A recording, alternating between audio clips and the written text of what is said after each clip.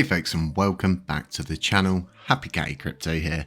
So it's Sunday evening, it's rolling in, and more or less we've got some kind of update for Terra TCVITA holders, people who got involved in the DEX and are affected by this. So they have put up a Agora tax, and I'm sure this is going to go to a proposal very quickly because they're stressing the importance of needing this all to go through very fast, so they've got a better chance of recovering said funds. So what they are more or less asking to do, okay, is to introduce a new software update, and in this software update will be lines of code which more or less allow for blacklisting of wallets.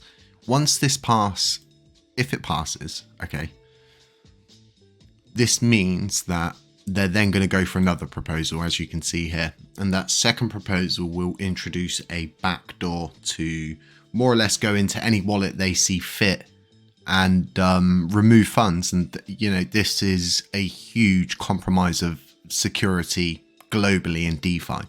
So let's talk about DeFi a little bit.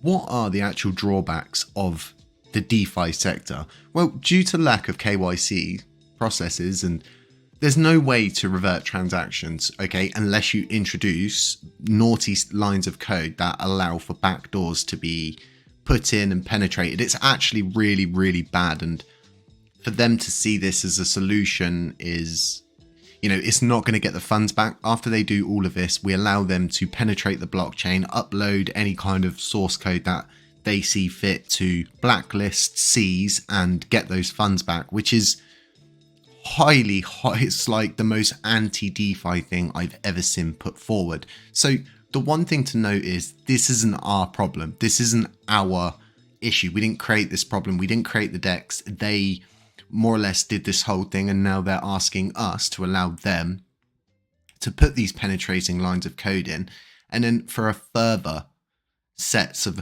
and the even scarier thing is there has been things knocking around in the code base, and one of these things that are knocking around is the temporary address lockdown feature. This is scary. The parameters of this are only one allowed multi-sig addresses can invoke the whole lockdown. So more or less they'll create a multi-signature wallet as to which they and only they can invoke this lockdown. This was put in 2 weeks ago. That is scary.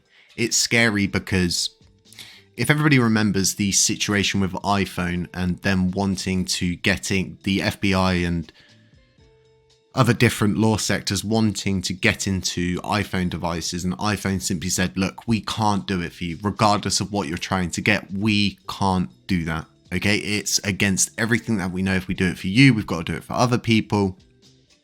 It's scary that someone is simply asking for that level of power over governance. This is like the most centralized form of power. So pretty much if they see that, they can just seize whatever they want, and then they can remove coins from a wallet. Well, what does this drum up in the community? Well, this drums up lots of things, right? People can now get at the coins that are in the community pool, the Oracle rewards pool, the coins that have been sent to the dead wallet to be removed and destroyed. Those will all be get-atable if these lines of code, from what I can see, from what I can tell, will be put into place. And this is a situation where it's an emergency for them, and they're more or less going to need every single validator to run their new software update. Bearing in mind, right, they've just had a huge inside man rug pull their whole operation. They're compromised completely. Their node's compromised. They don't even run it themselves. Apparently the person they purchased it from still actually runs the whole thing for them, so I'm told. Now we're going to allow them to upload not one line of code, but possibly 2 lines of code, as to which it opens a huge backdoor into the security system. You know, it then becomes a thing, right? All of these different people who have lost access to wallets, they're going to want those coins back. Well, you know, you guys managed to seize assets. Every single person that's ever been scammed in Lunar Classic is now entitled to a full refund.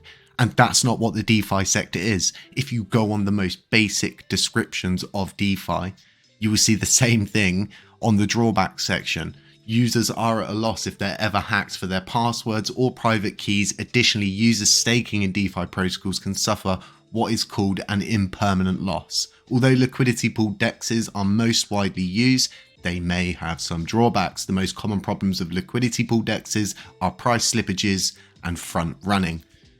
They didn't even get to that point, which is what it was all leading up to, and now they've seriously messed up. And the one thing we're not seeing right is them. If I was the person who is in charge of all of this, I would be trying to find loans wherever I could to get that liquidity back onto the DEX, to get it running again and to make all of those investors whole, because we see the same questions over and over again. Well, when are my coins going to be worth something again? There's no liquidity in the DEX. Any coins that you hold on there are done. They're finished. The likelihood of them getting these funds back is 0 to none unless this update is allowed to go through. And there's so many ethical things that come up with this. Yes, they've been scammed for a lot of money. This happens all the time, every day, day after day after day after day after day. Okay? If you do it once, we got to do it for everybody. Every single person that's lost coins. And that scares me. It scares me that this centralization of a decentralized sector, it's just scary. It's so scary. What scares me even more at the moment is we've just funded, well, it looks to be we're going to be funding Rebel Station for the next 3 months from our own community pool, and we just simply can't afford it. Once this goes out, there's 800 million left in the community pool to get us to parity. A lot of people have seemed to have forgotten, once we get to parity, what happens then? Well, we need an alliance asset. We need a bridged asset. Okay, so we need to invest the time, resources, money, and effort into creating an alliance bridged asset. Otherwise, we can't play alliance. It's as simple as that. 800 million, it was cutting it short before this even goes out at like 1 point something billion. Serious things are going on in the background that I just can't seem to understand why someone would suddenly decide, we'll just fund that. It's just crazy. Like, it's absolutely crazy. We've just got out of an abusive relationship. We've just managed to get free. And in 2 days, they're back in. Everything turns back on for them. They get funding to continue doing whatever they were doing, running their little side wallet, which is totally privatized from our sector. All of these things are very, very scary. But the most scariest thing right now is seeing this software update get put into play. And it's going to be very interesting to see how other validators react, how other people react. I'm simply giving my own opinion as someone in the DeFi sector and the issues that are coming up in my head. Yes, everybody wants to see that money go back, but ultimately this community, the LUNC community and this blockchain is not responsible for their mess ups.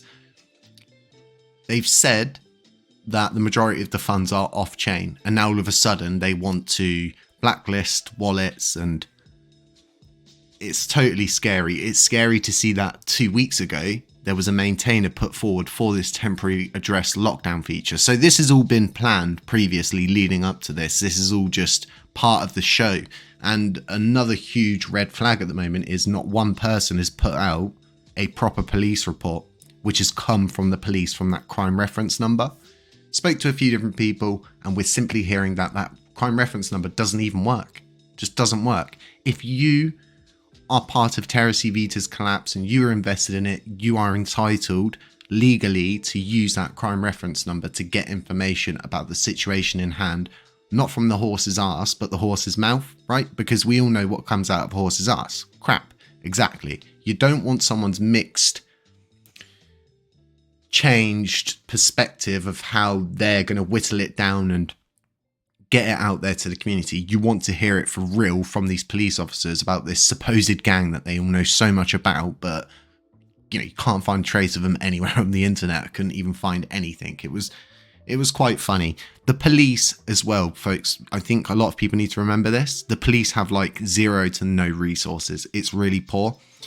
In the UK, there's a huge thing. Like, many people I know that work in the construction sector, they'll get their tools robbed out of their vans. They'll get all their vans stripped out, all of that gone.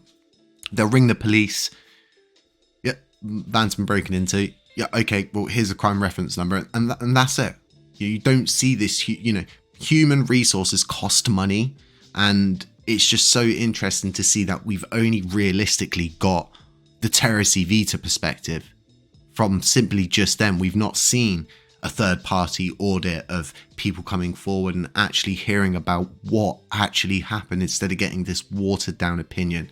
I think this is a huge no-no for me. I'm definitely going to be voting against it for the simple fact of everything that I've just said in this video, and that's simply what I stand by. Some people do get upset with the way that it's just me and the cat, and she can't use the ledger. On notes of ledger, if you didn't find out who had a ledger up their booty, you should probably have a look. That's a really funny read. But, this is a huge security risk, and it's just simply not this blockchain's problem. They realistically need to be putting the same effort they're putting in now to putting into getting loads, getting liquidity back into that DEX to make all of those holders whole, because ultimately this is just fraud now, and whittling it down and simplifying it as best as we can, it was just a rug pull. They had an inside man, he pulled the plug, and all the liquidity's gone. It's been distributed out to all of these different wallets, and now they simply want to bring some sort of centralization power via code to seize and empty any wallets they see fit. Like I was saying, this whole only one allowed multi-sig addresses can invoke lockdown. Yeah, no thank you, folks. Let me know what you're thinking about all of this. I don't like doing videos on the weekend, but I thought it's one of those things. It's up, people need to know about it. This is going to go through to a proposal, I think, very quickly. It's going to be interesting to see how the vote goes down, because as we've seen recently, the people who have voted yes to funding Terra rebels, it's like, the flags are there. Everybody's waving, everybody's saying, no, don't do it, but they did it. It's really interesting. Hopefully over these next few months, there's going to be a good shift, a good paradigm shift in the voting power, the way the validators base is conducted, because ultimately only the people involved in LUNC can change that. Us validators, we can only put our nodes out there, and I believe in showing myself through my work and the way that I talk. Like, I only found out recently that a lot of YouTubers actually script a lot of their stuff, so they'll go through, they'll write things down. It's like, I literally it's all in my head, and I just talk about these things to you folks, and I tell you how I'm feeling. So hopefully you've got a good kind of how I'm feeling about this and some good points on this. I don't really see any positives from this, because unless they program in a backdoor to get into any wallet they want and remove those funds aren't coming back. Those hackers with bunny fingers aren't simply just going to go, we can't get the funds. We just send them back, bless them. They're going to do everything within their power to ensure those funds don't get back. Whoever did this for a reason, and I think it's all going to come out in the wash as these weeks and months unfold and transpire, and hopefully someone gets an actual police report. If there is a police report floating around, please let me know in the comment section, and someone please try and get a copy of it to me. I'm always available in the Telegram group. Other than that, folks, have a nice Sunday evening. Sorry about the Sunday video. Stay safe, beware of scammers, beware of doppelgangers, beware of anybody pretending to be me. Stay safe, stay humble, stay aware, and I will catch you in the next one.